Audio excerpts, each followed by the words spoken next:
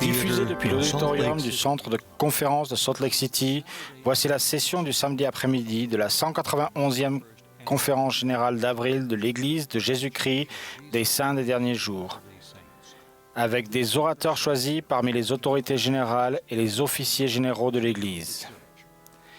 La musique de cette session sera interprétée par The Tabernacle Choir at Temple Square et proviendra d'enregistrements effectués lors de conférences générales précédentes. Cette émission est diffusée à titre de service public par Bonneville Distribution. Tout enregistrement, reproduction, transcription ou autre utilisation de cette émission sans autorisation écrite est interdit. Président Henry B. Eyring, deuxième conseiller, dirige cette session. Frères et sœurs, nous vous souhaitons la bienvenue à la session du samedi après-midi de la 191e conférence générale d'avril de l'Église de Jésus-Christ des Saints des Derniers Jours. Russell Nelson, qui préside la conférence, m'a demandé de diriger cette session. Nous saluons les membres et les amis de l'Église qui suivent cette réunion partout dans le monde, à la télévision, à la radio ou sur Internet. La musique de cette session, qui a été enregistrée précédemment, sera interprétée par The Tabernacle Choir at Temple Square sous la direction de Mac Wilberg et Ryan Murphy, accompagnés de différents organistes. Le chœur va maintenant interpréter « Vers Sion, cité promise ». Ensuite, Karl Cook de la présidence des 70 fera la prière d'ouverture.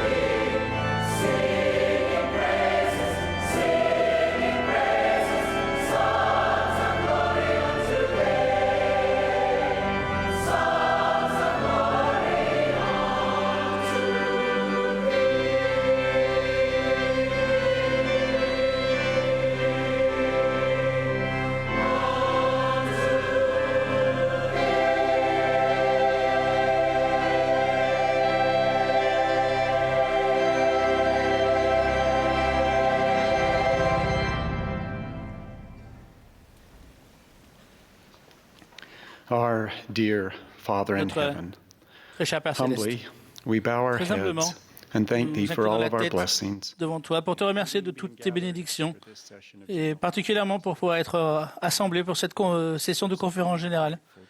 Nous sommes vraiment reconnaissants pour ton Fils Jésus-Christ et son expiation. Nous sommes également reconnaissants pour les prophètes et les apôtres qui nous guident et qui nous inspirent dans ces temps troublés. Nous prions pour tous ceux qui sont dans le besoin. Bénis-les et permets-nous de veiller les uns sur les autres. Bénis ceux qui nous adresseront la parole aujourd'hui. Ouvre notre cœur, que nous puissions recevoir également l'inspiration. Nous t'aimons et nous demandons que ton esprit soit avec nous. Au nom de Jésus-Christ. Amen.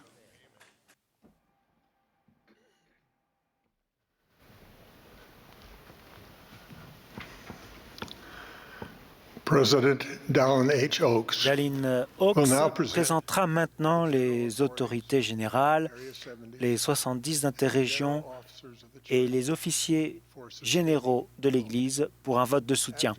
Puis Jared Larson, directeur général du département d'appurement de l'Église, lira le rapport annuel. Frère Oaks.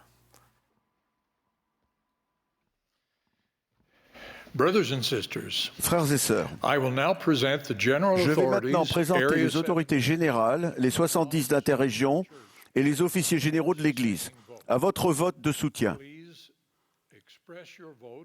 Où que vous soyez, veuillez exprimer votre vote de la manière habituelle. Si des personnes ont un avis contraire à l'une des propositions suivantes, nous leur demandons de prendre contact avec leur président de pieux. Il nous est proposé de soutenir Russell Marion Nelson en tant que prophète, voyant et révélateur, et président de l'Église de Jésus-Christ des Saints des Derniers Jours. Dallin Harris Oaks en tant que premier conseiller dans la première présidence, et Henry Benyon Eyring en tant que deuxième conseiller dans la première présidence. Ceux qui sont d'accord peuvent le manifester. S'il y a des avis contraires, veuillez le manifester. Il nous est proposé de soutenir Dallin H. Oaks en tant que président du Collège des 12 apôtres et M. Russell Ballard en tant que président suppléant du Collège des 12 apôtres. Que ceux qui sont d'accord le manifestent. S'il y a des avis contraires, veuillez le manifester. Il nous est proposé de soutenir en tant que membre du Collège des 12 apôtres M. Russell Ballard, Jeffrey R. Holland, Dieter F. Urdorf, David A. Bednar, Quentin L. Cook, D. Todd Christopherson, Neil L. Anderson, Ronald A. Rasband, Gary E. Stevenson, Dale J. Renland, Gerrit W. Gong et Ulysse Soares. Que ceux qui sont d'accord le manifestent. S'il y a des avis contraires, veuillez le manifester. Il nous est proposé de soutenir les conseillers dans la première présidence et les 12 apôtres comme prophètes, voyants et révélateurs. Que tous ceux qui sont d'accord le manifestent. Les avis contraires, s'il y en a, par le même signe. Robert C. Gay et Terence M. Vinson seront relevés de leur poste au sein de la présidence des 70 à compter du 1er août de cette année. Que ceux qui souhaitent se joindre à nous pour remercier ces frères pour leur service dévoué le fassent en levant la main. Les 70 interrégions suivants ont été relevés. Sean Douglas, Michael A. Dunn, Clark G. Gilbert, Alfred Kyungu, Carlos G. Revillo, Jr. et Vaillant Gina Sikahema. Que ceux qui souhaitent se joindre à nous pour exprimer leur reconnaissance envers ces frères pour leur excellent service le manifestent.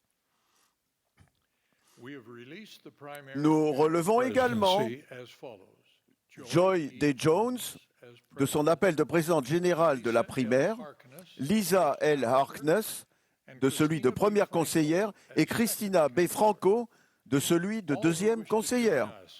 que tous ceux qui veulent se joindre à nous pour exprimer leur remerciement à ces sœurs pour leur remarquable service le manifestent. Il nous est proposé de soutenir Paul V. Johnson et S. Mark Palmer, qui ont été appelés à servir comme membres de la présidence des 70 à compter du 1er août 2021. Ceux qui sont d'accord peuvent le manifester. S'il y a des avis contraires, par le même signe. Il nous est proposé de soutenir les frères suivants en tant que 70 autorités générales: Sean Douglas, Michael A. Dunn, Clark G. Gilbert, Patricio M. Giuffra, Alfred Kiungu, Alvin F. Tripp Meredith, Carlos J. Revillo Jr. et Vayangina Sikahema. Que tous ceux qui sont d'accord le manifestent. Les avis contraires par le même signe. Il nous est proposé de soutenir les nouveaux 70 d'interrégion annoncés par l'Église plus tôt cette semaine. Que ceux qui sont d'accord le manifestent. S'il y a des avis contraires, par le même signe. Il nous est proposé de soutenir, comme nouvelle présidence générale de la primaire, Camille N. Johnson, en tant que présidente, Susan Elizabeth Porter, en tant que première conseillère, et Amy Eileen Wright, en tant que deuxième conseillère. Ceux qui sont d'accord peuvent le manifester. S'il y a des avis contraires, veuillez le manifester. Il nous est proposé de soutenir les autres autorités générales, 70 interrégions et officiers généraux actuels. Que tous ceux qui sont d'accord le manifestent. Les avis contraires, s'il y en a. Nous invitons à nouveau les personnes qui ont exprimé des avis contraires à prendre contact avec leur président de pieux. Nous vous remercions pour votre foi et vos prières constantes en faveur des dirigeants de l'Église. Comme annoncé plus tôt, Jared B. Larson lira le rapport d'appurement de l'Église de l'année 2020.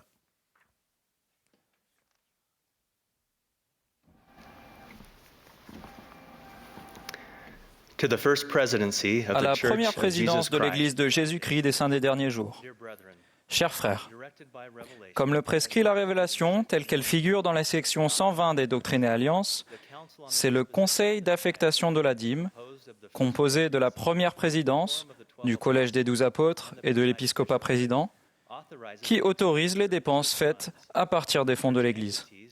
Les départements de l'Église dépensent les fonds selon les budgets approuvés et conformément aux règles et modalités de l'Église. L'appurement de l'Église, qui est composé de professionnels certifiés et est indépendant de tous les autres départements et entités de l'Église, a la responsabilité de procéder à des appurements dans le but de fournir une assurance acceptable concernant les contributions reçues et les dépenses faites, et de protéger les biens de l'Église. Suite à nos vérifications, l'appurement de l'Église estime que, dans tous leurs aspects significatifs, les dons reçus, les dépenses faites et les ressources de l'Église au cours de l'année 2020 ont été enregistrés et administrés conformément aux pratiques comptables appropriées, au budget approuvé et aux règles et modalités de l'Église. L'Église applique les habitudes enseignées à ses membres de vivre dans les limites d'un budget, d'éviter les dettes et d'épargner en vue de situations de besoin. Respectueusement, le département d'appurement de l'Église. Jared B. Larson, directeur général.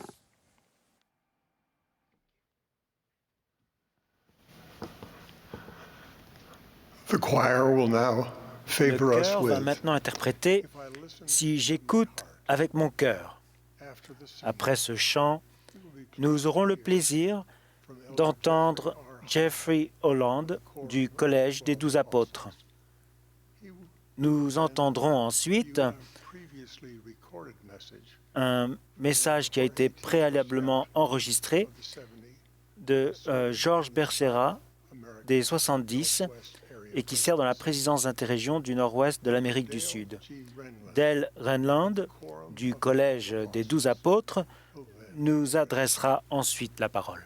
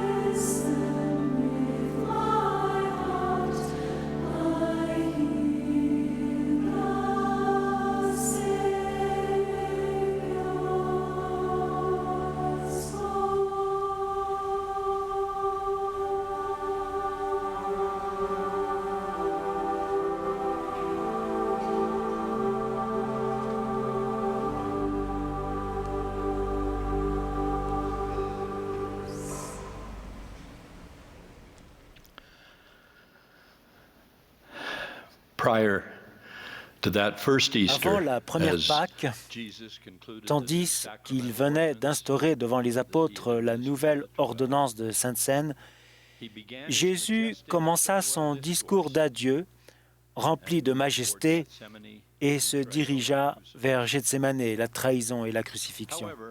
Cependant, percevant la préoccupation et peut-être même tout simplement la peur qui devait se voir chez certains de ces hommes, il leur dit et nous dit que votre cœur ne se trouble point. Croyez en Dieu et croyez en moi.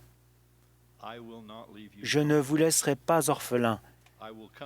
Je viendrai à vous. Je vous laisse la paix.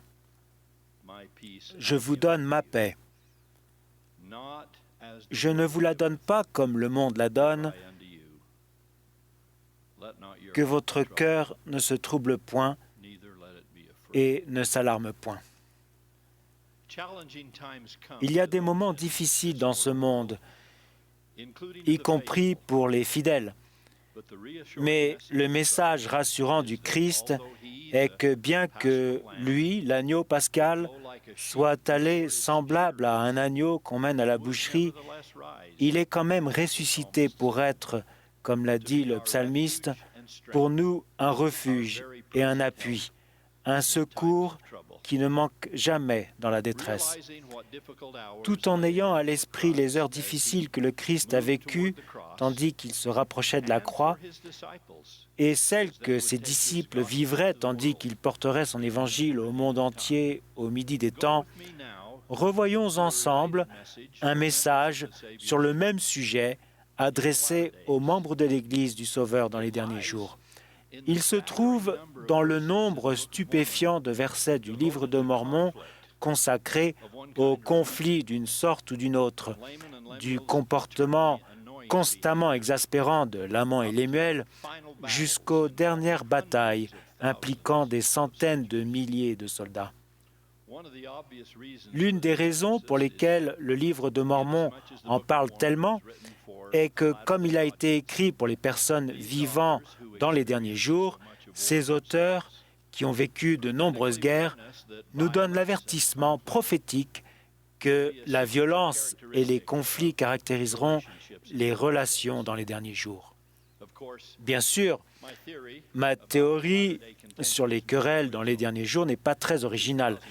Il y a près de 2000 ans, le Sauveur nous a avertis que dans les derniers jours, il y aurait des guerres et des bruits de guerre, et a ajouté que la paix serait enlevée de la terre. Assurément, ce prince de la paix, qui a enseigné très clairement que la querelle est du diable, doit pleurer avec son Père divin sur les membres de la famille humaine vivant à notre époque qui sont sans affection et incapables de trouver comment vivre dans l'amour. Mes frères et sœurs, nous observons beaucoup trop de conflits, de querelles et d'incivilités autour de nous. Heureusement, la génération actuelle n'a pas eu à faire une troisième guerre mondiale et nous n'avons pas connu un crash économique mondial comme celui de 1929 entraînant la Grande Dépression. Mais nous sommes face à une forme de troisième guerre mondiale, non pas un combat pour écraser nos ennemis, mais une mobilisation appelant les enfants de Dieu à se soucier davantage les uns des autres et à aider à guérir les blessures dont nous sommes témoins dans un monde saturé de conflits. La Grande Dépression que nous rencontrons aujourd'hui porte moins sur la perte extérieure de nos économies que sur la perte intérieure de notre confiance personnelle, accompagnée de véritables déficits de foi, d'espoir et de charité tout autour de nous. Mais les instruments nécessaires à l'avènement de jours meilleurs et d'une économie de bonté sincère dans la société nous sont fournis avec abondance dans l'Évangile de Jésus-Christ. Nous ne pouvons pas nous permettre, et le monde ne peut pas se permettre, de ne pas tirer pleinement parti personnellement et collectivement des concepts et des alliances de cet Évangile qui nous donne de la force. Dans un monde battu par la tempête et sans consolation, comme Jéhovah l'a décrit, comment trouver ce qu'il a appelé l'alliance de paix? Nous la trouvons en nous tournant vers celui qui a dit qu'avec un amour éternel, il aurait compassion de nous et accorderait la paix à nos enfants.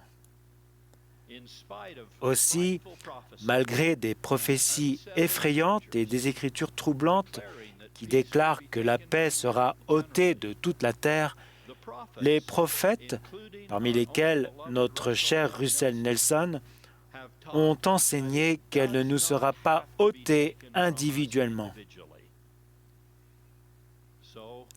En cette période de Pâques, efforçons-nous de faire régner la paix de manière personnelle et d'appliquer la grâce et le baume guérisseur de l'expiation du Seigneur Jésus-Christ sur nous-mêmes et sur les personnes de notre entourage.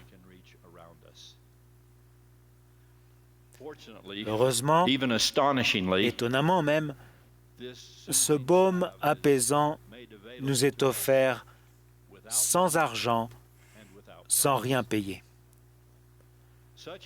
Une telle aide et un tel espoir sont tellement nécessaires, car dans cette Assemblée mondiale aujourd'hui se trouve un grand nombre de personnes qui ont toutes sortes de difficultés physiques, émotionnelles, sociales ou financières et bien d'autres.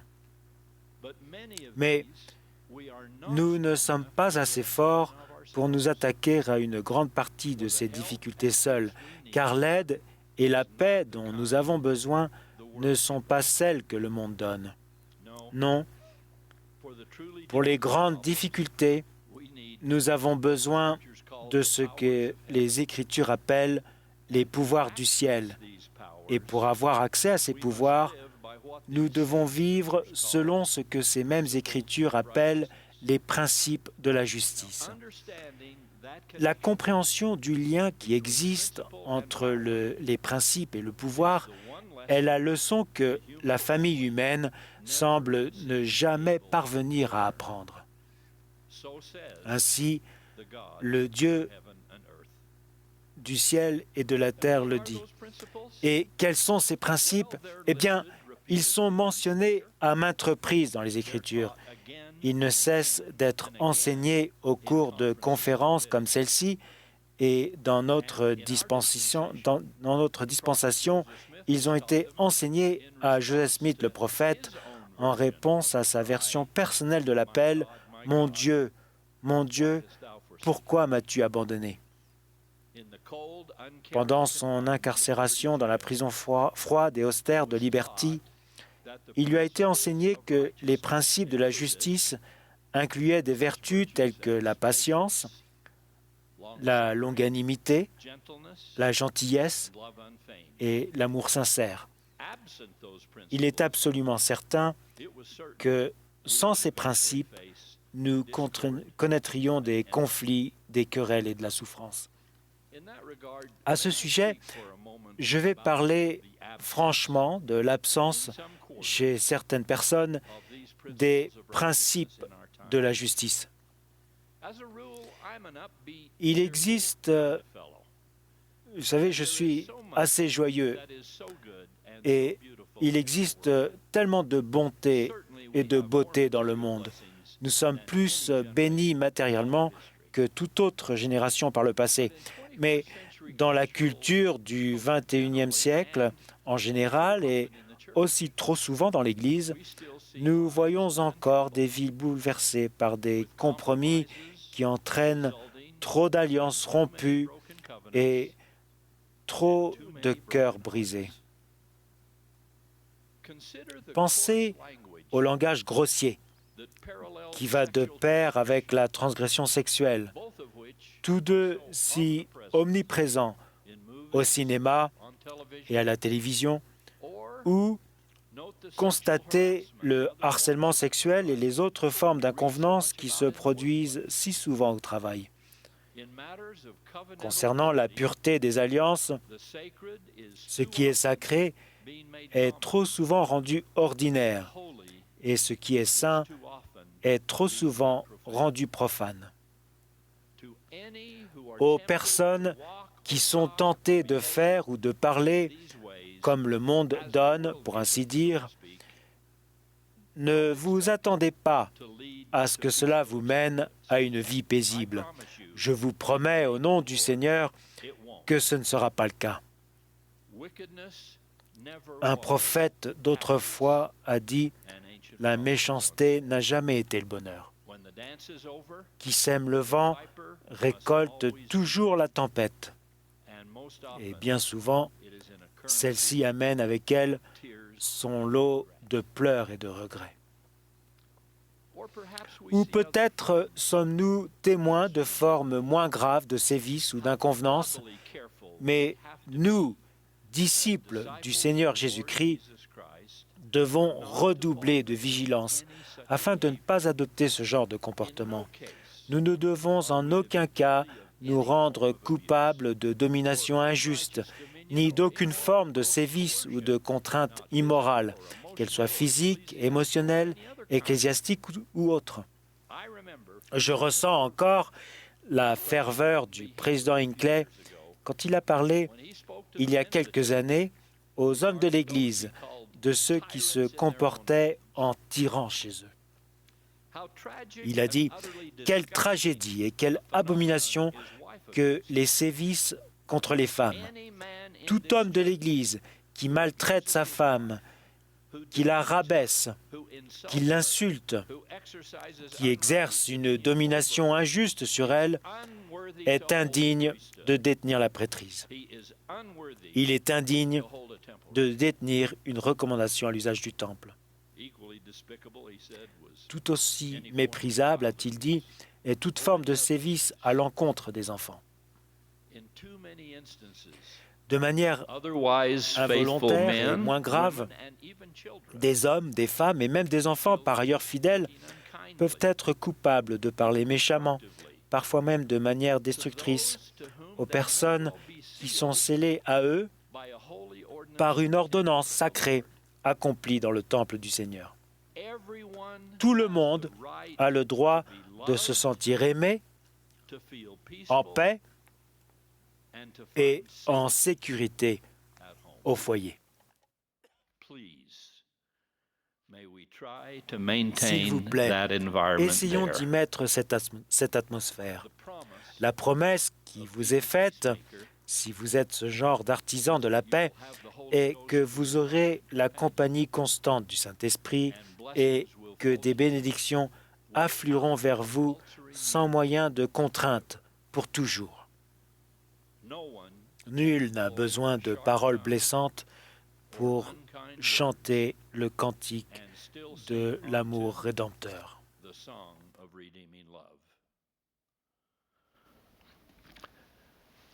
Je termine là où j'ai commencé. Demain, c'est Pâques.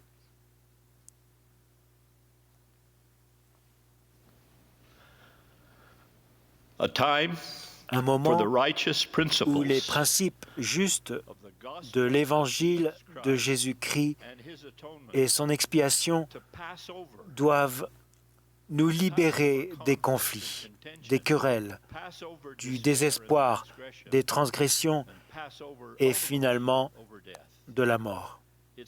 C'est le moment de promettre d'être totalement loyal en parole et en acte à l'agneau de Dieu qui a porté nos souffrances et s'est chargé de nos douleurs, déterminé à parachever l'œuvre du salut en notre faveur.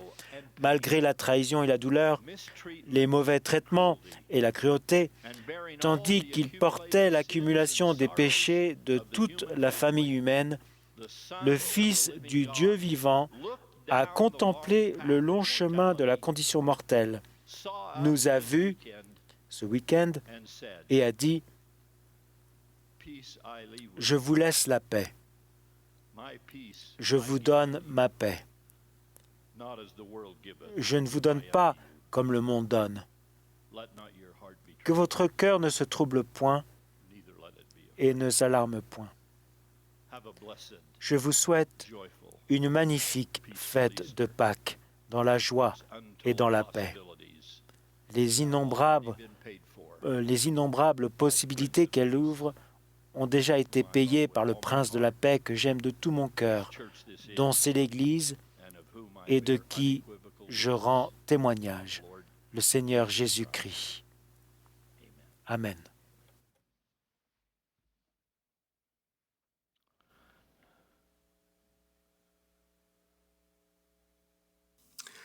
Je me rappelle que quand j'étais petit, j'étais dans la voiture avec mon père et je voyais des personnes qui se trouvaient dans des situations difficiles ou qui avaient besoin d'aide. Mon père disait toujours « pobrecito », ce qui veut dire « pauvre petit ». J'observais avec intérêt mon père qui aidait beaucoup de ces personnes, notamment lorsque nous nous rendions au Mexique pour voir mes grands-parents. Il trouvait souvent quelqu'un qui était dans le besoin et allait ensuite lui apporter discrètement l'aide nécessaire. Plus tard, j'ai découvert qu'il en aidait à s'inscrire à l'école, à acheter de la nourriture, ou il s'assurait de leur bien-être d'une manière ou d'une autre. Il servait à un pauvre petit qui avait croisé son chemin. En fait, pendant mon enfance et mon adolescence, il y avait toujours quelqu'un qui vivait chez nous et avait besoin d'un endroit où dormir jusqu'à ce qu'il puisse se débrouiller tout seul. Cela m'a donné de la compassion pour mon prochain et les personnes qui sont dans le besoin. Dans Prêcher mon évangile, il est dit « Vous êtes entourés de gens. Vous les croisez dans la rue, vous leur rendez visite chez eux et vous voyagez parmi eux. Ils sont tous enfants de Dieu, vos frères et vos sœurs. Beaucoup de ces personnes sont à la recherche d'un but dans la vie. Elles se font du souci pour leur avenir et pour leur famille. » Au fil des années, pendant mon service dans l'Église, j'ai essayé de chercher les gens qui avaient besoin d'aide, à la fois temporellement et spirituellement. J'entendais souvent la voix de mon père qui disait « pobrecito », pauvre petit. Dans la Bible, nous trouvons un merveilleux exemple de sollicitude pour un pauvre petit. Pierre et Jean montaient ensemble au temple à l'heure de la prière. C'était la 9e heure. Il y avait un homme boiteux de naissance qu'on portait et qu'on plaçait tous les jours à la porte du temple appelée la Belle, pour qu'il demandât l'aumône à ceux qui entraient dans le temple. Cet homme, voyant Pierre et Jean qui allaient y entrer, leur demanda l'aumône. Pierre, de même que Jean, fixa les yeux sur lui et dit « Regarde-nous ». Et il les regardait attentivement, s'attendant à recevoir d'eux quelque chose. Alors Pierre lui dit « Je n'ai ni argent, ni or, mais ce que j'ai, je te le donne. Au nom de Jésus-Christ de Nazareth, lève-toi et marche. » Et le prenant par la main droite, il le fit lever. Au même instant, ses pieds et ses chevilles devinrent fermes. En lisant ce récit, j'ai été intrigué par l'utilisation du verbe « fixer ». Le verbe « fixer » signifie diriger ses yeux, ses pensées ou regarder intensément. En regardant cet homme, Pierre l'a vu différemment des autres. Il a regardé au-delà de son incapacité à marcher et de ses faiblesses, et il a pu discerner que sa foi était suffisante pour qu'il soit guéri et entre dans le temple pour recevoir les bénédictions qu'il recherchait. J'ai relevé que Pierre l'a pris par la main droite et l'a fait se lever. Quand Pierre a aidé l'homme de cette manière, le Seigneur l'a miraculeusement guéri, et ses pieds et ses chevilles sont devenus fermes. Son amour pour cet homme et son désir de l'aider ont provoqué une amélioration des capacités et des aptitudes chez l'homme qui était faible. Lorsque j'étais 70 d'Interrégion, je consacrais le mardi soir à faire des visites pastorales avec les présidents de Pieux sous ma responsabilité. Je leur recommandais de prendre rendez-vous avec les membres qui avaient besoin d'une ordonnance de l'Évangile de Jésus-Christ ou qui ne respectaient pas les alliances qu'ils avaient contractées. Grâce à notre service constant et délibéré, le Seigneur a magnifié nos efforts et nous a permis de trouver des personnes et des familles qui étaient dans le besoin. Il s'agissait des pauvres petits qui vivaient dans les différents pieux où nous servions. Un jour, j'ai accompagné Bill Whitworth, président du pieu de Sandy Canyon View, pour faire des visites pastorales. Il a prié pour savoir qui nous devions visiter, essayant de vivre la même expérience que Néphi, qui était conduit par l'Esprit, ne sachant pas d'avance ce qu'il allait faire. Il a démontré que dans le service pastoral, nous devons être guidés par la révélation vers les personnes qui sont le plus dans le besoin, au lieu de simplement dresser une liste ou de faire les visites de manière méthodique. Nous devons être guidés par le pouvoir de l'inspiration. Je me rappelle être entré dans la maison d'un jeune couple, Jeff et Heather, qui avait un petit garçon, Kai. Dans son enfance, Jeff avait été pratiquant dans l'église. C'était un sportif très talentueux avec une carrière prometteuse. Pendant son adolescence, il a commencé à s'éloigner de l'église. Plus tard, il a eu un accident de voiture qui a modifié le cours de sa vie. Tandis que nous entrions chez lui et faisions connaissance, Jeff nous a demandé pourquoi nous étions venus voir sa famille. Nous avons répondu qu'il y avait environ 3000 membres qui vivaient sur le territoire du pieu.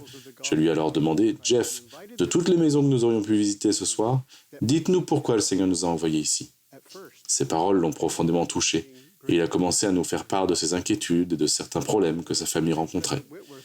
Nous avons commencé à parler de plusieurs principes de l'Évangile de Jésus-Christ. Nous avons proposé à Jeff et à sa famille de faire des choses précises qui pourraient au début leur sembler difficiles, mais qui avec le temps leur apporteraient beaucoup de bonheur et de joie. Le président Whitworth a ensuite donné à Jeff une bénédiction de la prêtrise pour l'aider à surmonter ses difficultés. Jeff et Heather ont accepté de faire ce que nous leur avons demandé. Environ 1 an plus tard, j'ai eu le bonheur de voir Jeff baptiser sa femme, qui est ainsi devenue membre de l'Église de Jésus-Christ des Saints des Derniers Jours. Il se prépare maintenant à aller au temple pour être scellé en famille pour le temps et pour toute l'éternité. Notre visite a modifié le cours de leur vie, temporellement et spirituellement. Le Seigneur a dit « Sois donc fidèle, remplis l'office que je t'ai désigné, va au secours des faibles, fortifie les mains languissantes et affermis les genoux qui chancellent. » Il a dit aussi « Et en faisant ces choses, tu feras le plus grand bien à tes semblables et tu promouvras la gloire de celui qui est ton Seigneur. » Frères et sœurs, l'apôtre Paul a enseigné un élément essentiel de notre service pastoral. Il a enseigné que nous sommes le corps de Christ et ses membres chacun pour sa part, et que chaque membre du corps est nécessaire pour assurer l'édification du corps entier. Puis, il a enseigné une grande vérité qui a pénétré profondément dans mon cœur lorsque je l'ai lu. Il a dit « Mais bien plutôt, les membres du corps qui paraissent être les plus faibles sont nécessaires, et ceux que nous estimons être les moins honorables du corps, nous les entourons d'un plus grand honneur. Ainsi, dans chaque paroisse et chaque branche, nous avons besoin de tout le monde, des membres qui sont forts et de ceux qui ont des difficultés. Tous sont nécessaires et essentiels à l'édification du corps entier du Christ. Je me demande souvent qui nous manque dans nos différentes paroisses et qui pourrait nous renforcer et faire que nous soyons complets. En 1849, Brigham Young a fait un rêve dans lequel il a vu Joseph Smith, le prophète, guider un grand troupeau de moutons et de chèvres. Certains de ces animaux étaient grands et beaux, d'autres étaient petits et sales. Brigham Young se souvient d'avoir regardé Joseph dans les yeux et d'avoir dit « Joseph, vous avez le troupeau le plus curieux que j'ai jamais vu de ma vie. Qu'allez-vous en faire ?» Le prophète, qui ne semblait pas se faire de soucis pour ce troupeau indiscipliné, répondit simplement « Ils sont tous bien comme ils sont. » Lorsque le président Young s'est réveillé, il a compris que si l'Église devait rassembler une grande variété de moutons et de chèvres, il était de sa responsabilité de les faire tous entrer et de permettre à chacun d'entre eux de réaliser tout son potentiel dans l'Église. Frères et sœurs, mon discours est né d'une profonde réflexion sur une personne qui n'est pas actuellement engagée dans l'Église de Jésus-Christ. Pour un court instant, je voudrais m'adresser à toutes celles qui sont dans ce cas. Neil A. Maxwell a enseigné. Ces personnes restent souvent proches de l'Église, mais n'y participent pas pleinement. Elles n'entrent pas dans la salle de culte, mais elles n'en quittent pas le seuil. Ce sont celles qui ont besoin de l'Église et dont elle a besoin, mais qui en partie vivent sans Dieu dans le monde. Je fais écho à l'invitation de notre président bien-aimé, Russell M. Nelson, lorsqu'il s'est adressé pour la première fois aux membres de l'Église après avoir été appelé prophète. Il a dit « Maintenant, j'invite chaque membre de l'Église à rester sur le chemin des alliances. Votre engagement à suivre le Seigneur et à contracter des alliances avec lui et à les respecter ouvrira la porte à toutes les bénédictions spirituelles et à tous les privilèges accessibles aux hommes, aux femmes et aux enfants, où qu'ils soient. » Il a ensuite imploré « Si vous vous êtes éloigné du chemin, je vous invite du fond du cœur à y revenir. Quels que soient vos problèmes, quelles que soient vos difficultés, il y a une place pour vous au sein de l'Église du Seigneur. Vous et les générations à venir serez bénis par votre choix de revenir dès maintenant sur le chemin des alliances. Je témoigne de lui, de Jésus-Christ, le plus grand des serviteurs et notre Sauveur à tous. J'invite chacun de nous à rechercher les pobrecitos, les pauvres petits qui se trouvent parmi nous et qui sont dans le besoin. C'est là mon espoir et ma prière, au nom de Jésus-Christ. Amen.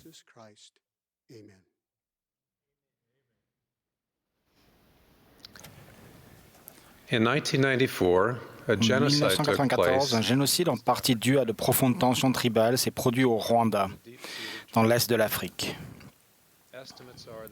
On estime que plus d'1 demi-million de personnes ont été tuées.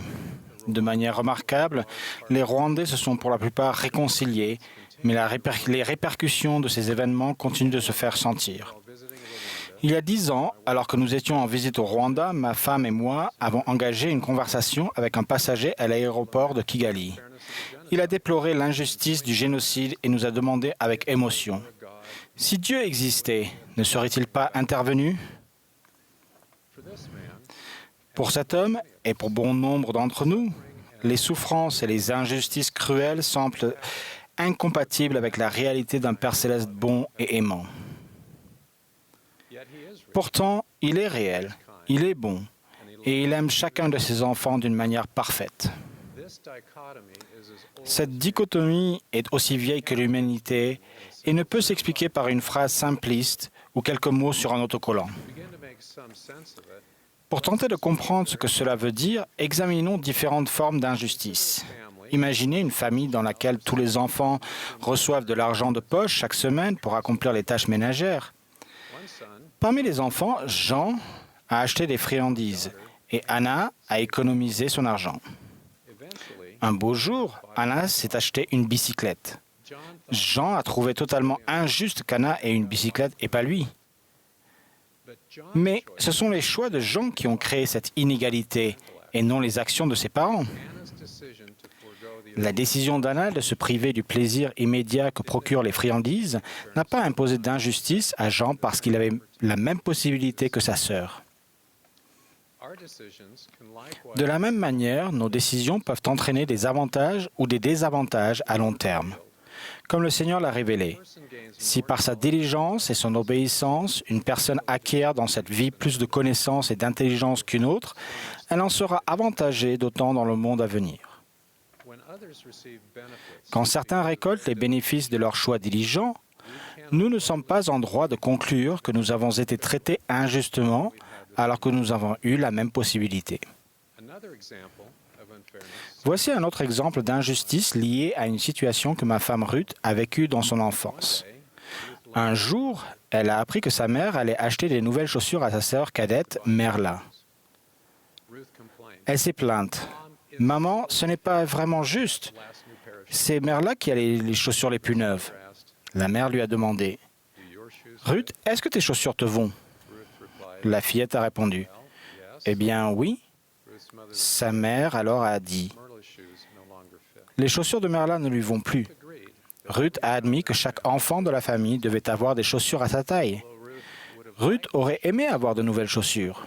Toutefois, le sentiment d'injustice qu'elle ressentait s'est dissipé quand elle a vu la situation du point de vue de sa mère.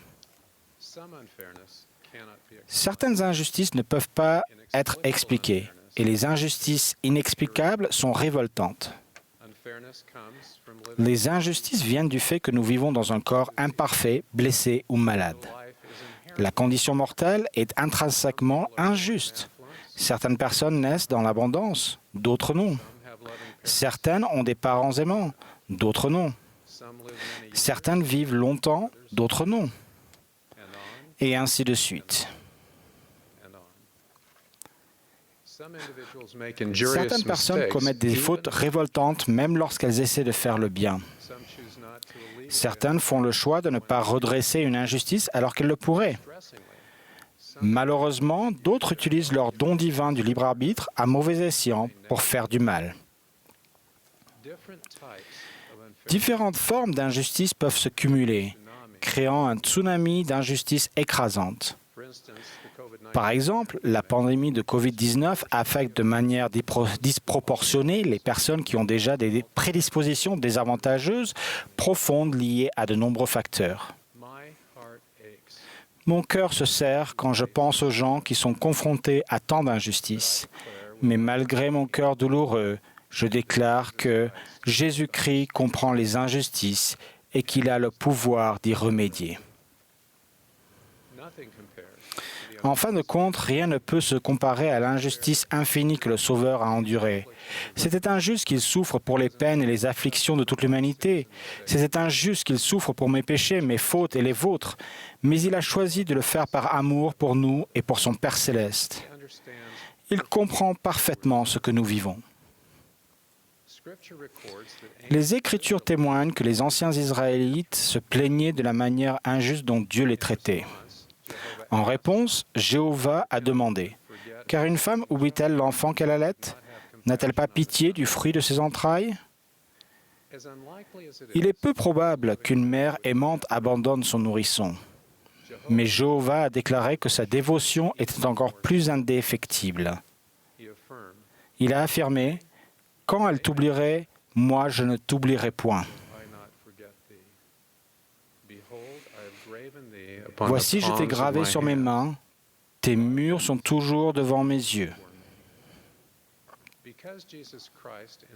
Parce qu'il a enduré une expiation infinie, Jésus-Christ éprouve pour nous une compassion parfaite.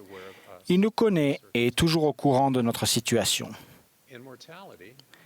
Dans la condition mortelle, nous pouvons nous approcher avec assurance du Sauveur et recevoir de la compassion, la guérison et de l'aide. Même quand nous souffrons de manière inexplicable, Dieu peut nous bénir de façon simple, ordinaire et significative. Si nous apprenons à reconnaître ces bénédictions, notre confiance en Dieu grandira.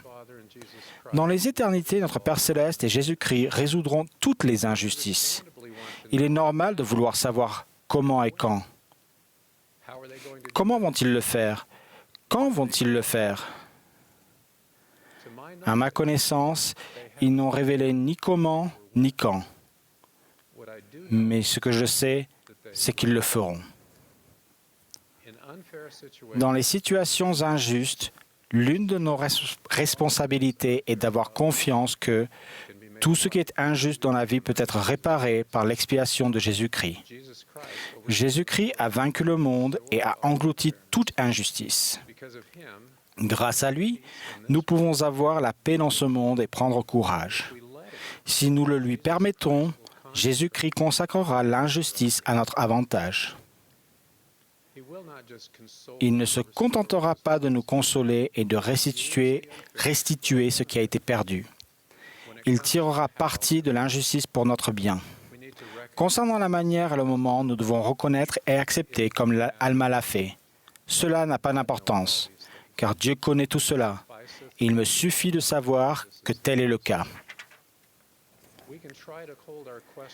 Nous pouvons nous efforcer de remettre à plus tard nos questions sur la manière et le moment de nous appliquer à développer la foi en Jésus-Christ, qui a la capacité et le désir de tout arranger. Insister pour savoir comment et quand est improductif et revient, tout compte fait, à faire preuve de myopie. Nous devons développer notre foi en Jésus-Christ tout en nous efforçant de devenir comme lui. Nous devons avoir de la compassion pour notre prochain, essayer d'alléger les injustices lorsque nous en sommes témoins, et de redresser les torts dans notre sphère d'influence. Le Seigneur nous a commandé d'œuvrer avec zèle à une bonne cause, de faire beaucoup de choses de notre plein gré et de produire beaucoup de justice. L'avocat Brian Stevenson est engagé avec zèle dans la lutte contre les injustices. Son cabinet aux États-Unis se consacre à défendre les personnes accusées à tort, à mettre fin aux peines excessives et à protéger les droits humains fondamentaux. Il y a quelques années, il a défendu un homme qui avait été accusé à tort de meurtre et été condamné à mort. Il a sollicité l'aide de l'Église chrétienne locale à laquelle l'homme appartenait. Bien qu'il n'en ait pas été un membre pratiquant et ait été dénigré par cette communauté en raison d'une liaison extraconjugale connue de tous. Pour que l'Assemblée porte son attention sur ce qui importait vraiment, Brian Stevenson a raconté l'histoire biblique de la femme accusée d'adultère amenée devant Jésus. Les gens qui l'accusaient voulaient la lapider, mais Jésus leur a dit « Que celui de vous qui est sans péché jette le premier la pierre contre elle. » Les accusateurs de la femme se retirèrent. Jésus ne condamna pas la femme, mais lui commanda d'aller et de ne plus pécher.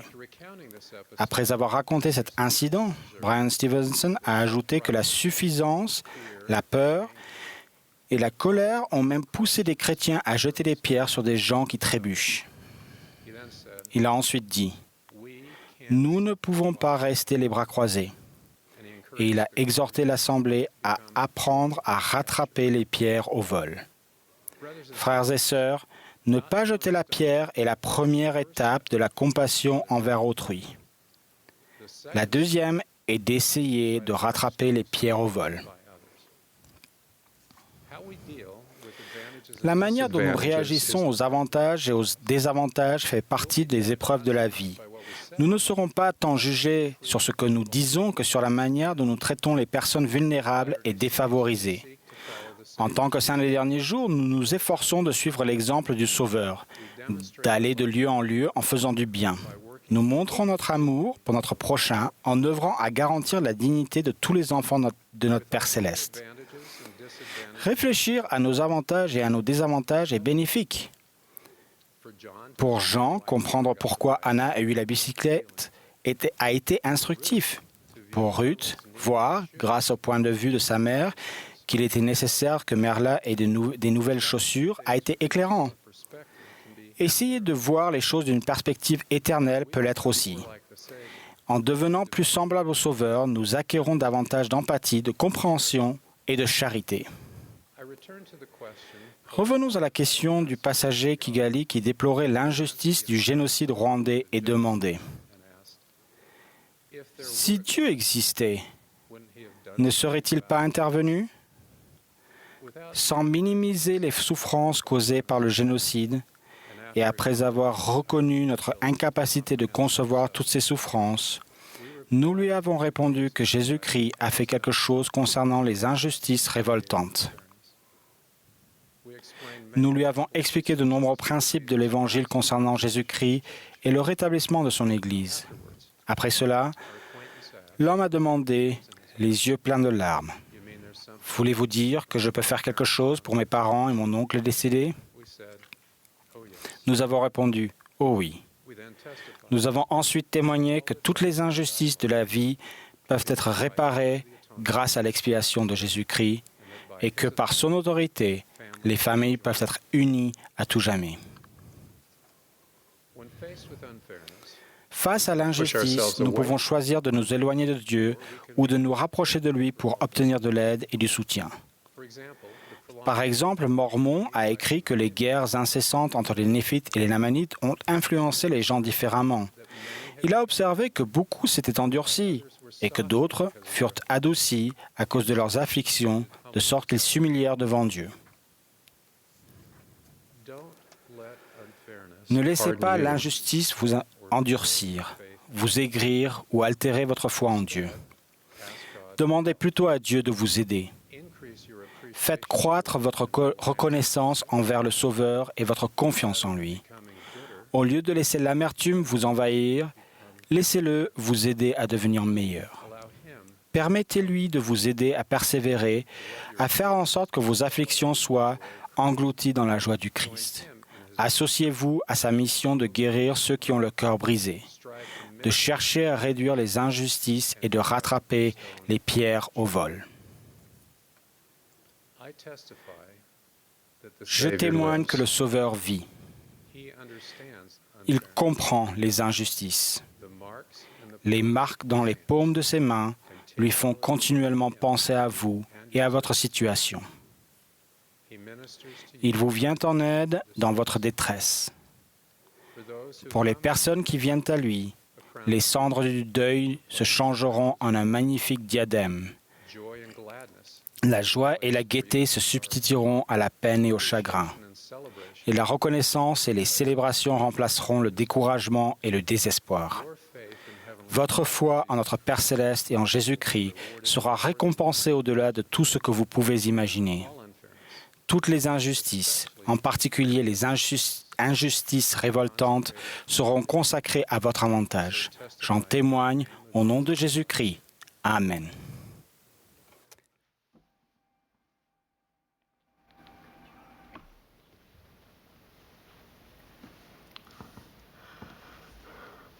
Nous vous invitons, où que vous soyez, à vous joindre au chœur pour chanter « Vrais disciples du Seigneur ». Après ce cantique, nous entendrons Neil Anderson du Collège des 12 apôtres. Il sera suivi de Thierry Mutumbo, des 70, qui a préalablement enregistré son discours et sert actuellement dans la présidence d'interrégion de l'Afrique centrale.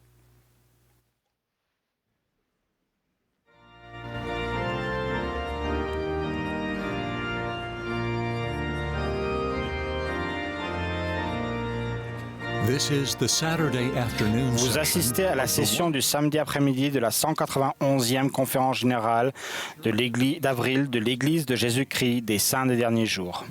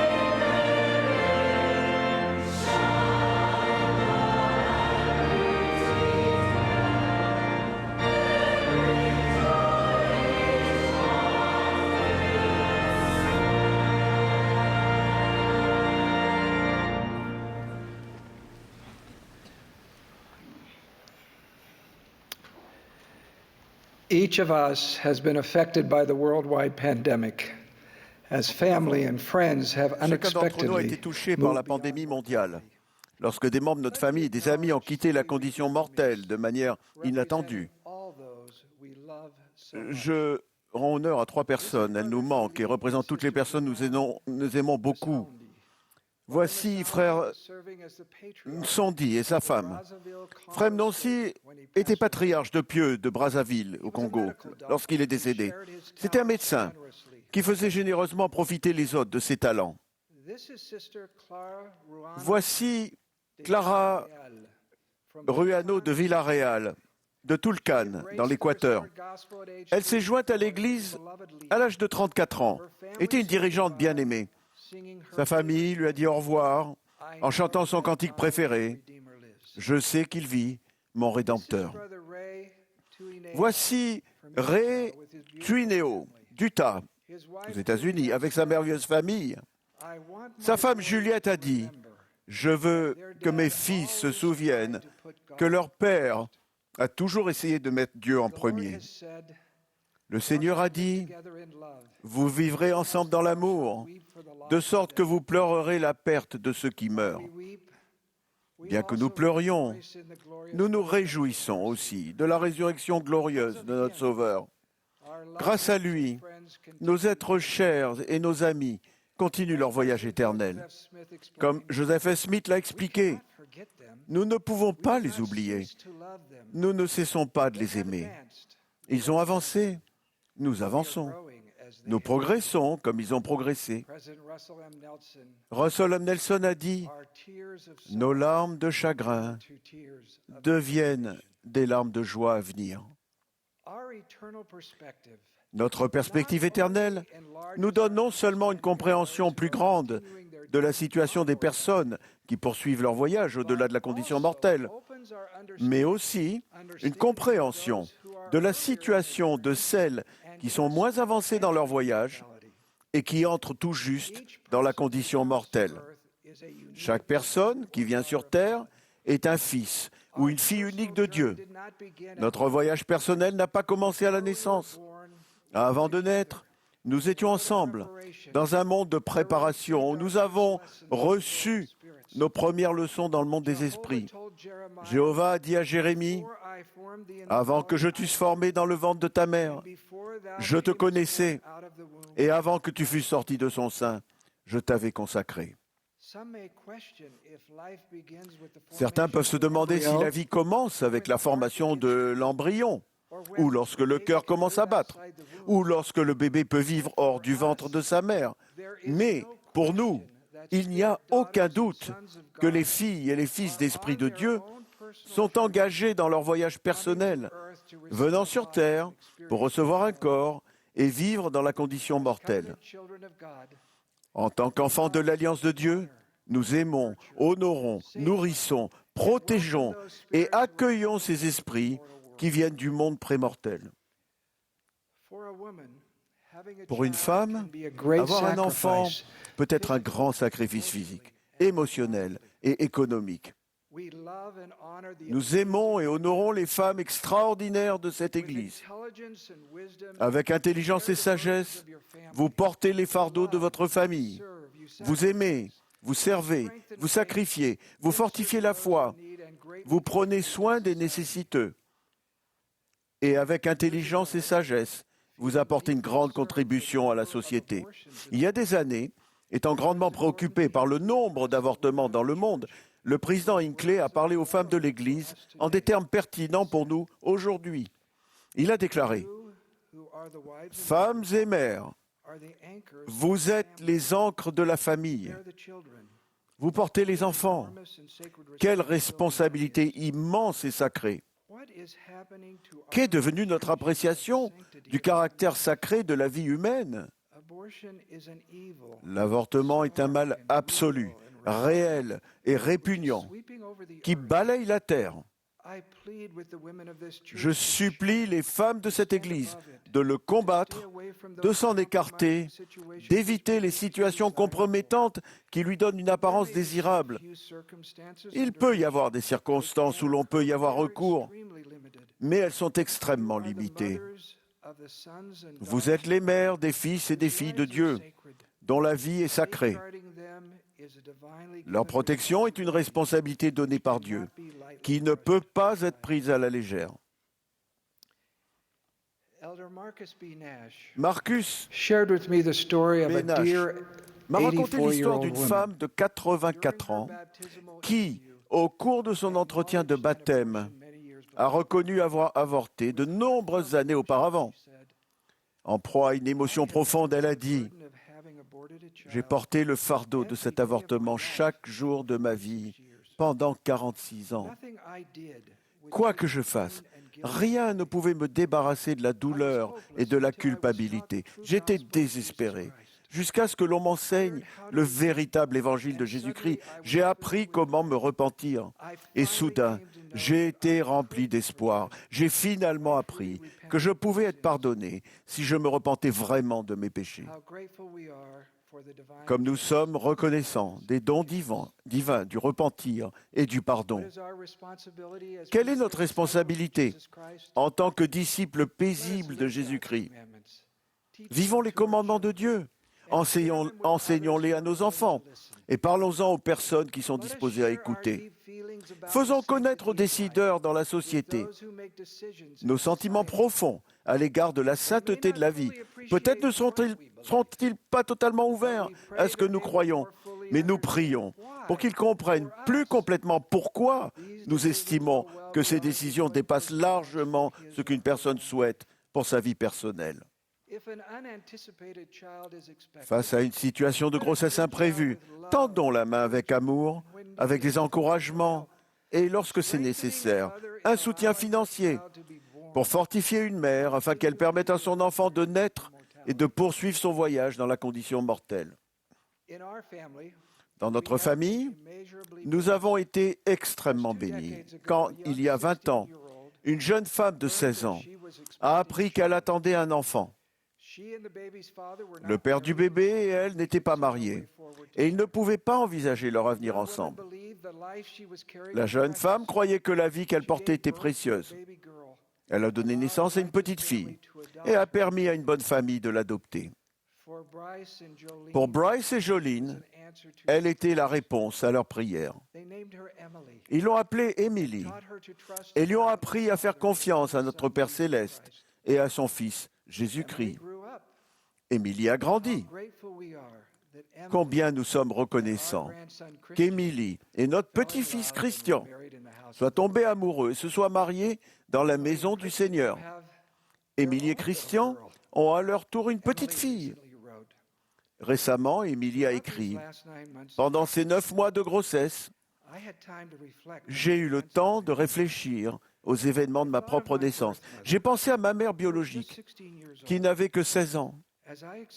En découvrant les douleurs et les changements qu'entraîne la grossesse, je n'ai pas pu m'empêcher d'imaginer à quel point cela a dû être difficile de vivre cela à seulement 16 ans. Je pleure encore aujourd'hui en pensant à ma mère biologique qui savait qu'elle ne pouvait pas m'offrir la vie, qu'elle souhaitait que j'aie et qui, avec abnégation, a fait en sorte que je sois adopté. Je ne peux pas prendre la pleine mesure de ce qu'elle a dû vivre pendant ces 9 mois.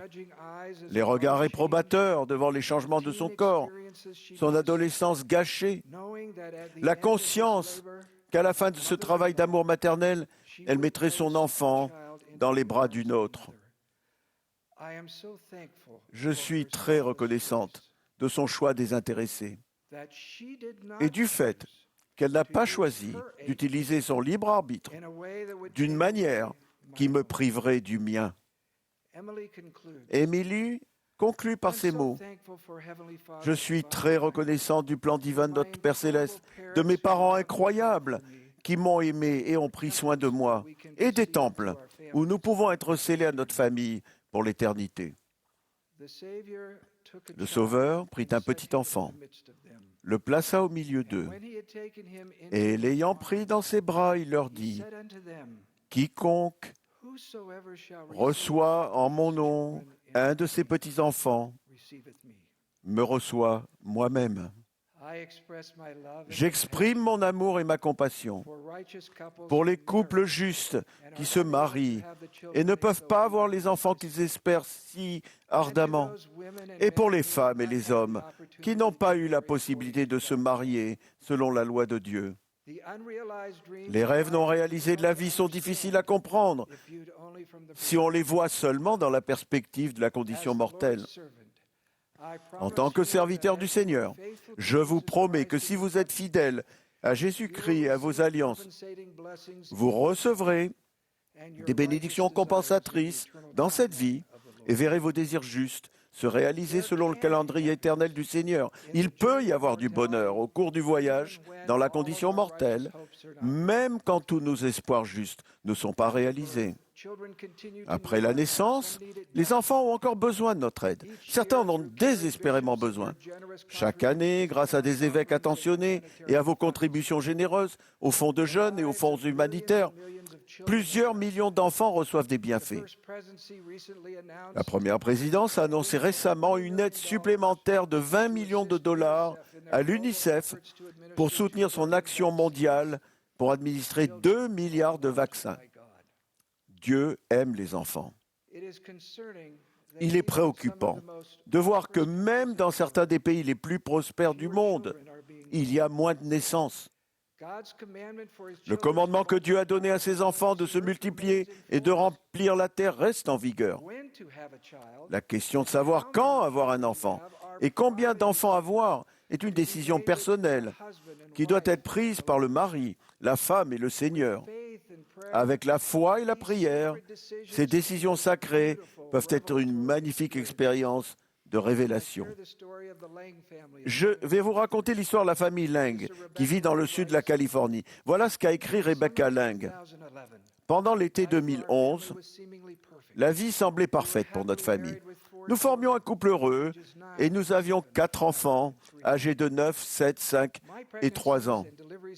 Mes grossesses et mes accouchements avaient été à haut risque et nous nous sentions très bénis d'avoir 4 enfants, pensant que notre famille était complète. En octobre, pendant que j'écoutais la conférence générale, j'ai eu l'impression très nette que nous devions avoir un autre enfant. Quand le grand et moi avons médité et prié, nous avons compris que Dieu avait un plan nous concernant qui était différent du nôtre.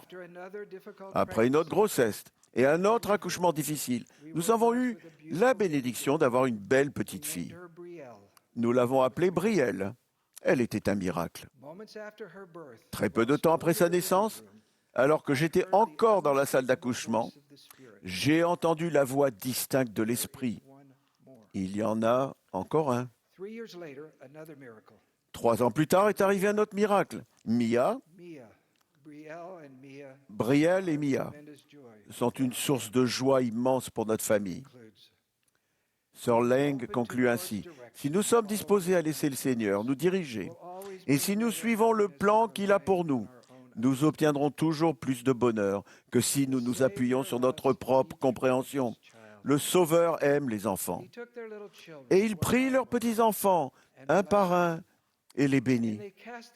Et ils jetèrent les regards vers le ciel, et ils virent des anges descendre du ciel au milieu d'un feu. Et les anges entourèrent ces petits-enfants, et les anges les servirent.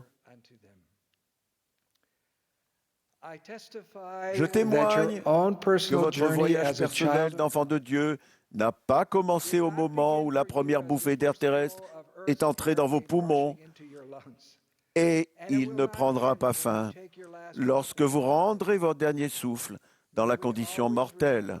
Puissions-nous toujours nous souvenir que tous les enfants d'Esprit de Dieu viennent sur terre pour y faire leur propre voyage.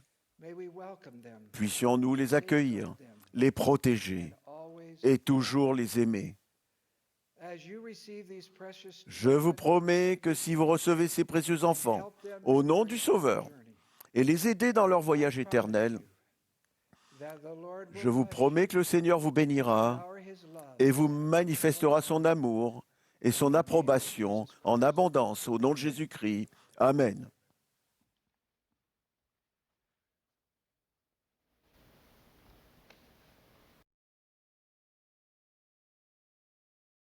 Mes chers frères et sœurs, je suis profondément reconnaissant de pouvoir m'adresser à vous depuis l'Afrique.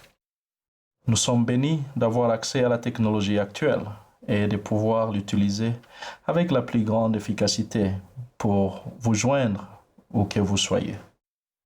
En septembre 2019, alors que nous dirigions la mission de Baltimore au Maryland, Sœur Mutombo et moi avions eu le bonheur de visiter certains sites historiques de l'Église à Palmyra, dans l'État de New York, lors du séminaire des dirigeants de mission.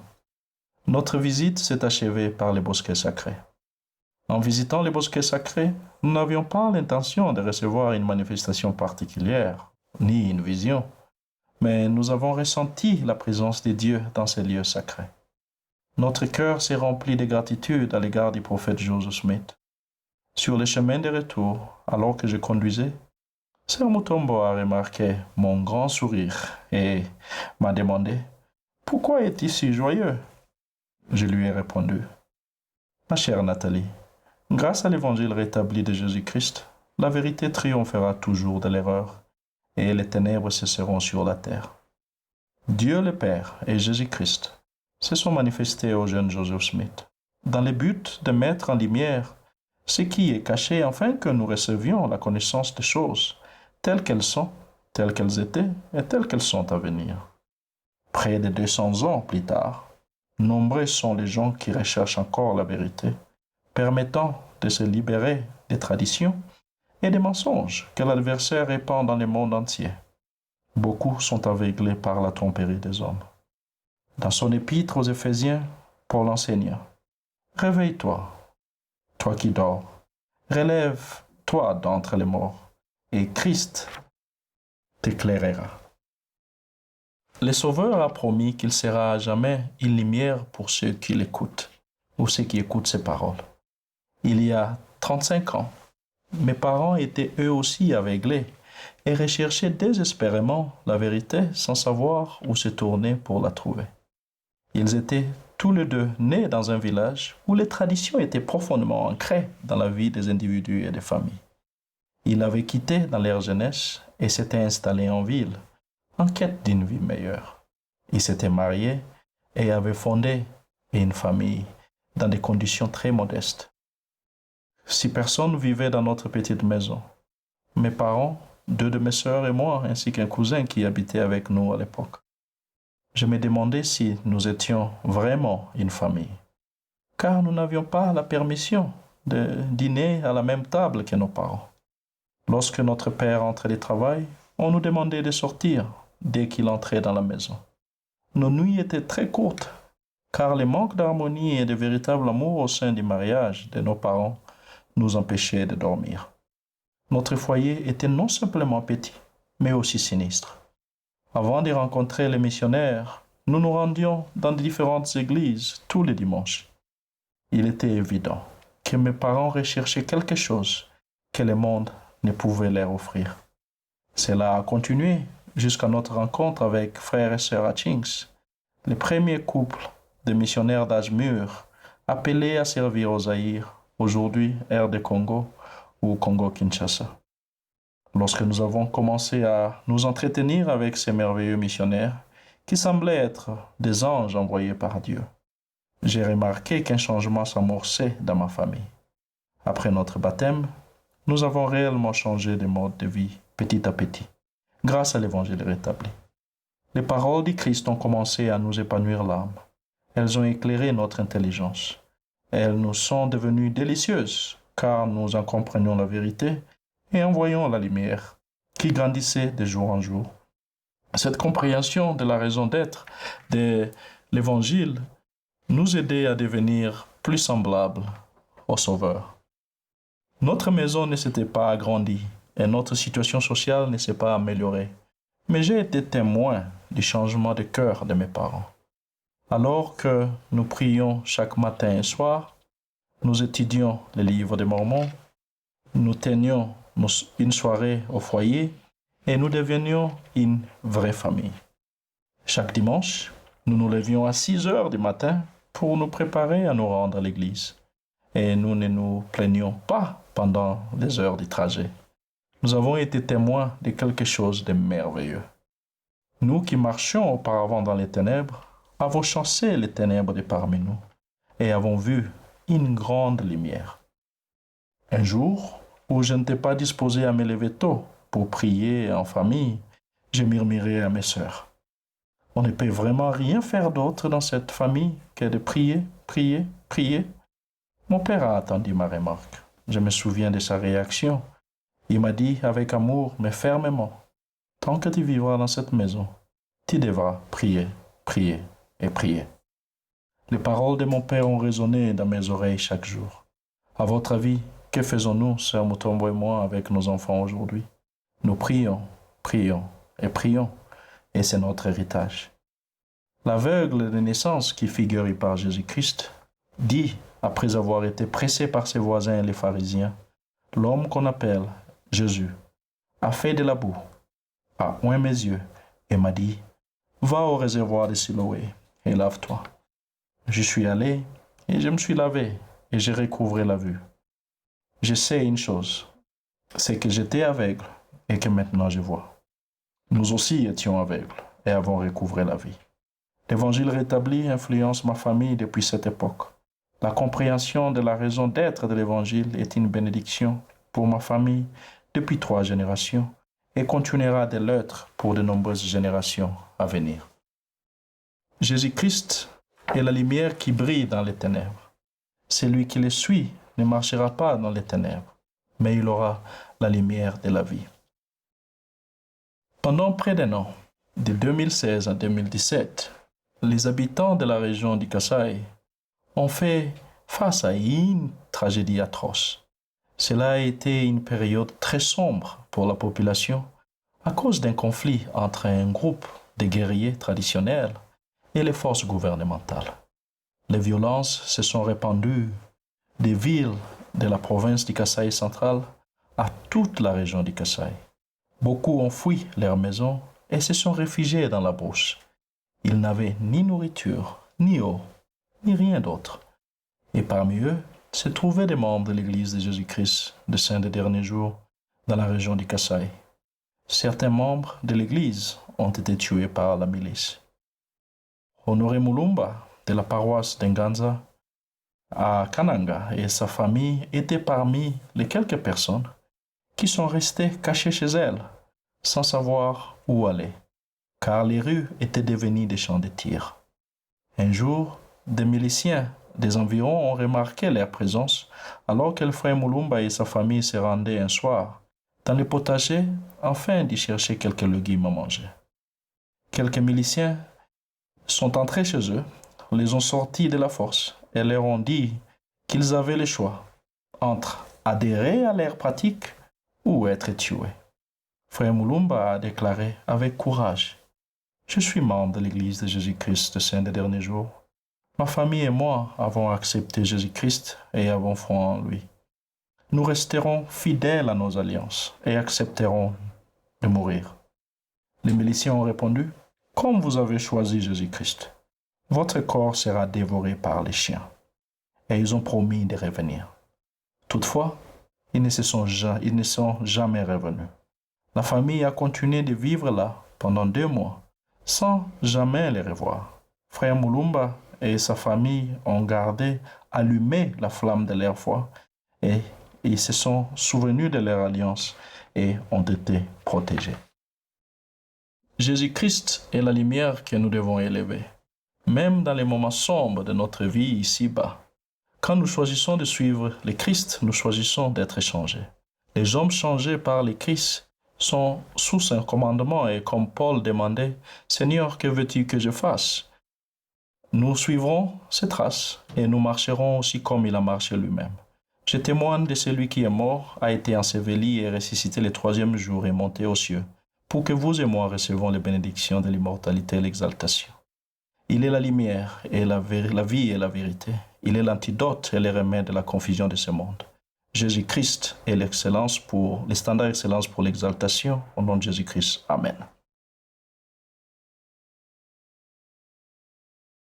Nous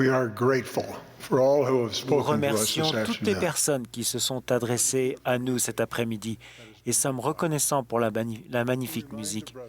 Nous rappelons aux frères que la session de la prêtrise commencera ce soir à 18h, heure avancée des Rocheuses. Un enregistrement de l'émission musicale Music and the Spoken Word sera diffusé demain matin de 9h30 à 10h, heure avancée des Rocheuses. La session du dimanche matin de la conférence suivra immédiatement. Russell Ballard, président suppléant du Collège des 12 apôtres, sera le dernier orateur de cette session. Après son discours, le chœur terminera cette réunion en chantant « Hosanna au grand roi ». Puis, Mark Pace, président général de l'École du dimanche, fera la prière de clôture.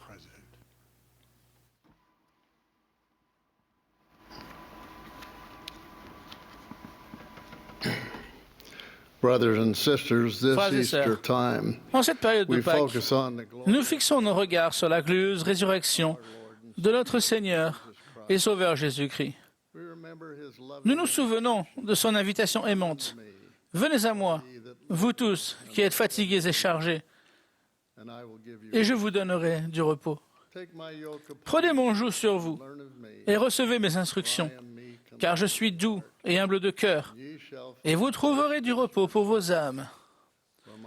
Car mon joug est doux et mon fardeau léger. » L'invitation du Sauveur à aller à lui s'adresse à tout le monde et nous demande non seulement d'aller à lui, mais aussi de trouver notre place dans son Église. Dans le verset qui précède cette tendre invitation, Jésus nous enseigne comment y parvenir en s'efforçant de le suivre. Il déclare « Personne aucun homme, aucune femme ne connaît le Fils, si ce n'est le Père. Personne non plus ne connaît le Père, si ce n'est le Fils et celui à qui le Fils veut le révéler. Jésus veut que nous sachions que Dieu est un Père céleste aimant. Le fait de savoir que Dieu nous aime nous aidera à savoir qui nous sommes et que nous appartenons à sa grande famille éternelle. La Mayo Clinic a observé récemment avoir un sentiment d'appartenance est très important.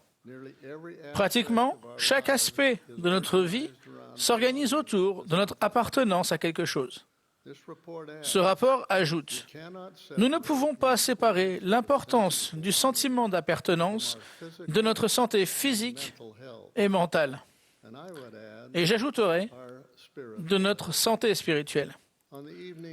Le soir qui a précédé ses souffrances à Gethsémani et sa mort sur la croix, le Sauveur s'est réuni avec ses disciples pour la dernière scène.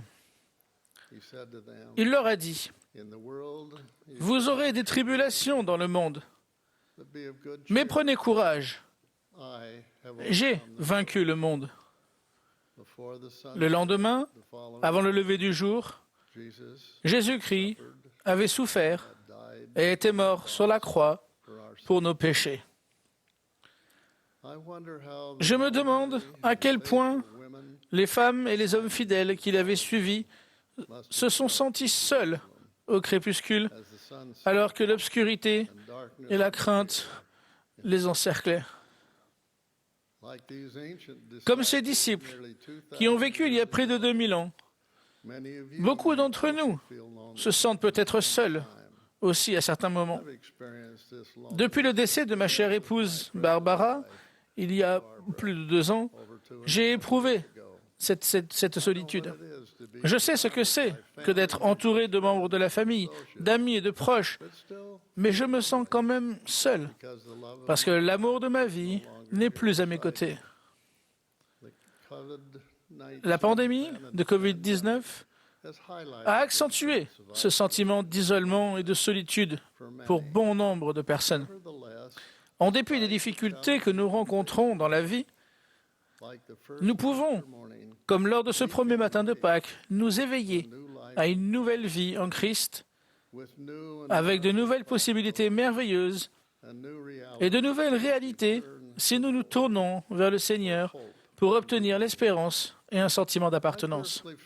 Je ressens personnellement la peine de personnes qui n'ont pas ce sentiment.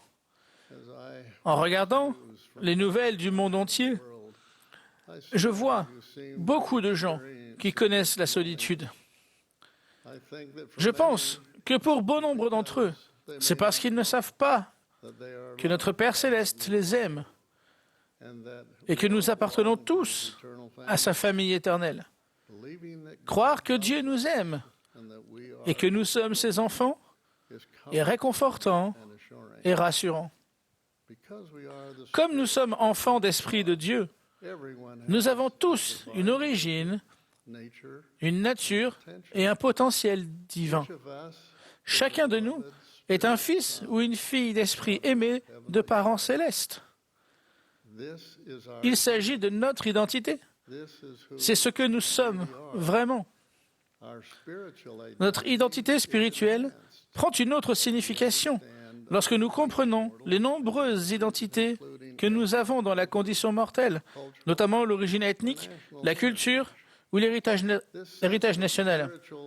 Ces sentiments d'identité spirituelle et culturelle, d'amour et d'appartenance peuvent inspirer l'espérance et l'amour pour Jésus-Christ. Je parle de l'espérance en Christ et non pas de pensées illusoires. Je parle de l'espérance comparable à une attente qui sera satisfaite. Une telle espérance est essentielle pour surmonter l'adversité, accroître la résilience et la force spirituelle et pour découvrir que notre Père éternel nous aime, que nous sommes ses enfants et faisons partie de sa famille. Quand nous avons l'espérance en Christ, nous comprenons que lorsque nous contractons et respectons des alliances sacrées, notre désir et nos rêves les plus chers peuvent se réaliser par son intermédiaire.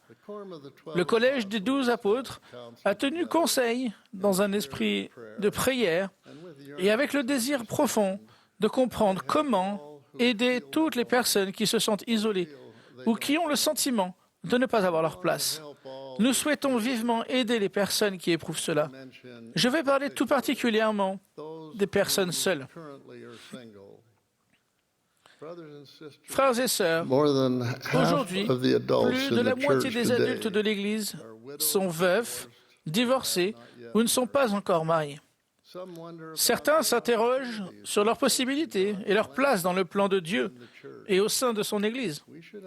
Nous devons comprendre que la vie éternelle n'est pas simplement une question de statut marital, mais qu'il s'agit de mener une vie de disciple et de se montrer vaillant dans le témoignage de Jésus.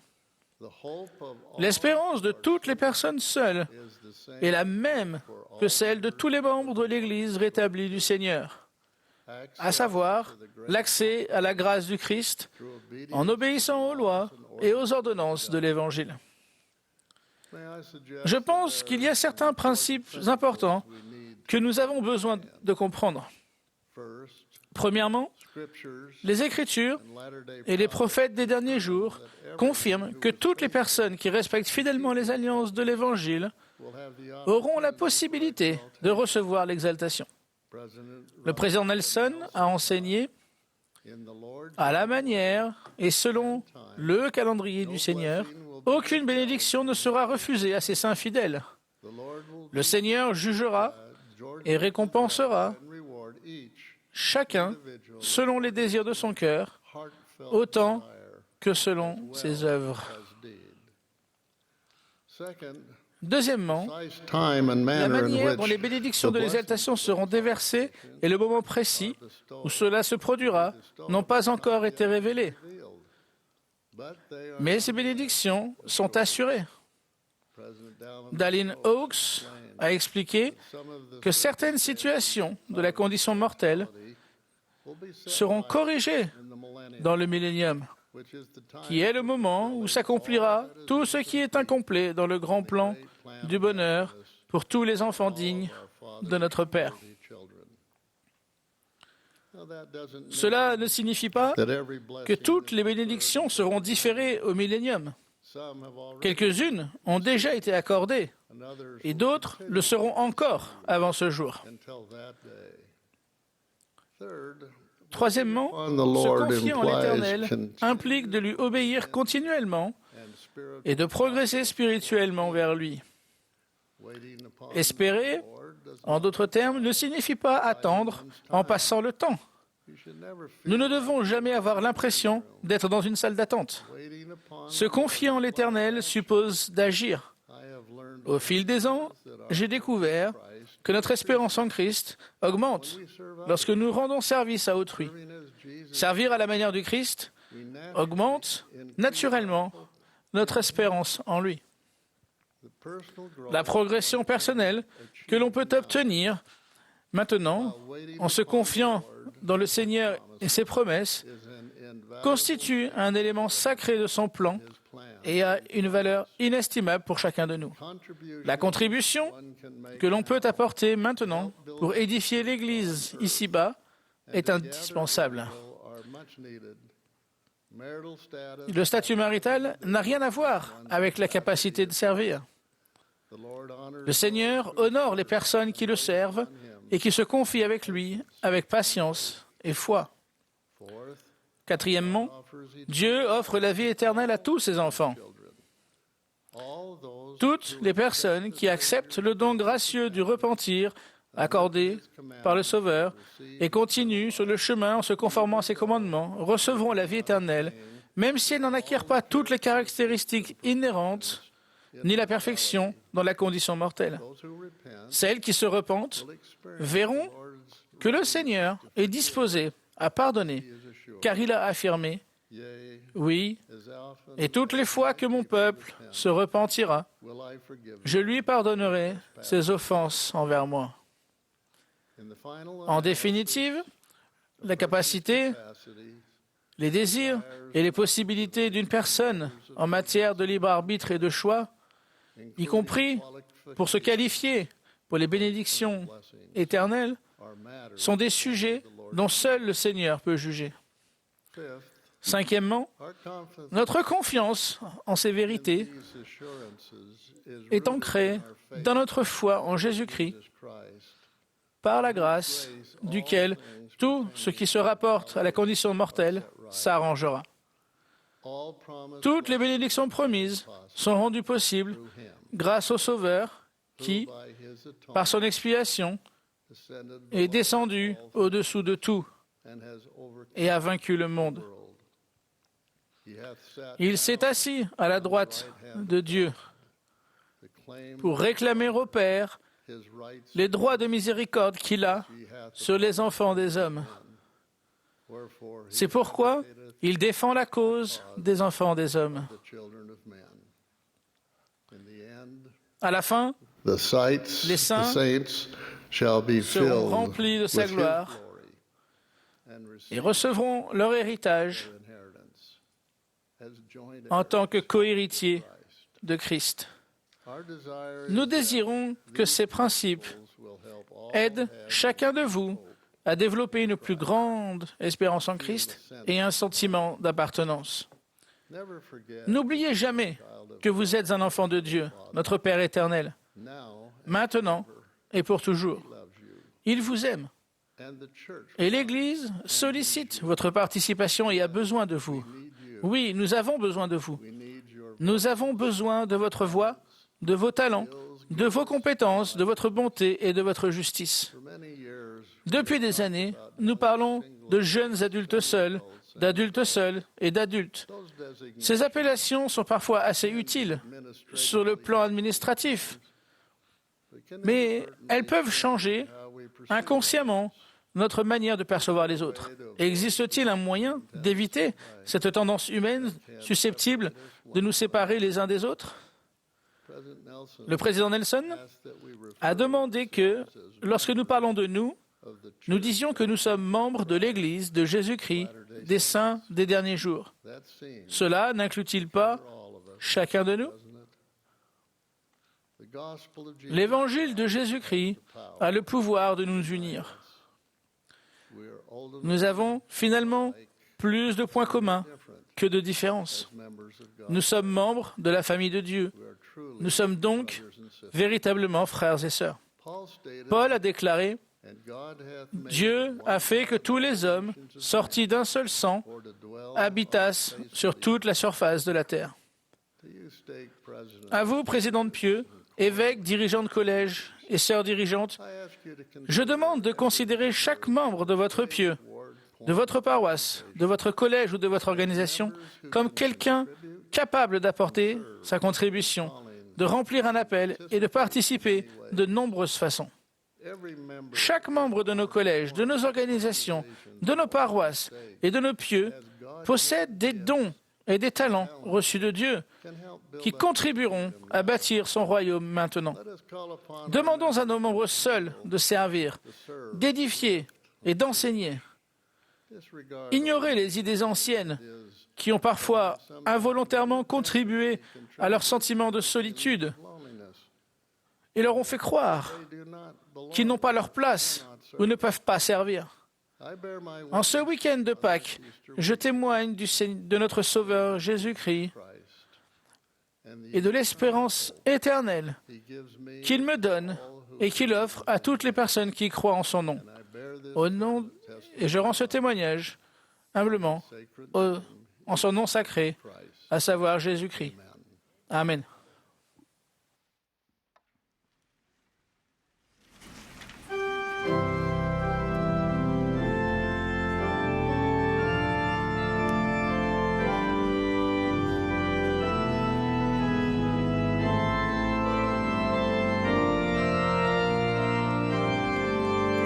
Rejoice, the Lord is King, our Lord.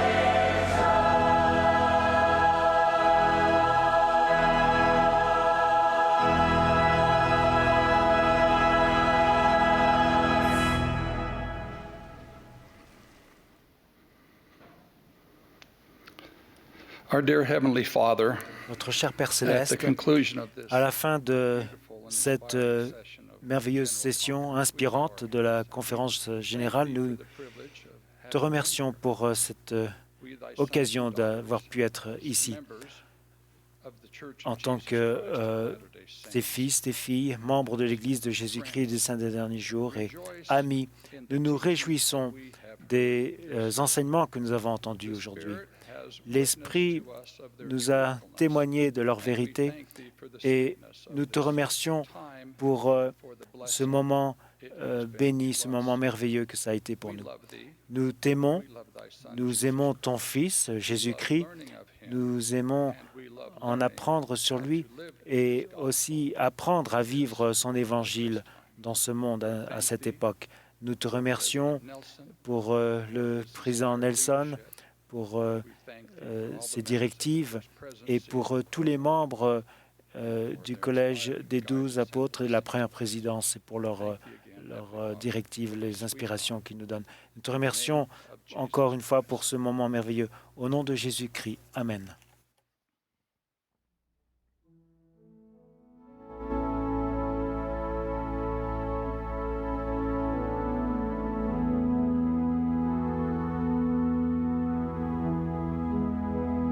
Vous venez d'assister à la session du samedi après-midi de la 191e conférence générale d'avril de l'Église de Jésus-Christ des Saints des Derniers Jours. Les orateurs étaient choisis parmi les autorités générales et les officiers généraux de l'Église. La musique de cette session était interprétée par The Tabernacle Choir Temple Square et provenait d'enregistrements effectués lors des conférences générales précédentes. Cette émission a été diffusée à titre de service public par Bonneville Distribution. Tout enregistrement, reproduction, transcription ou autre utilisation de cette émission sans autorisation écrite est interdit.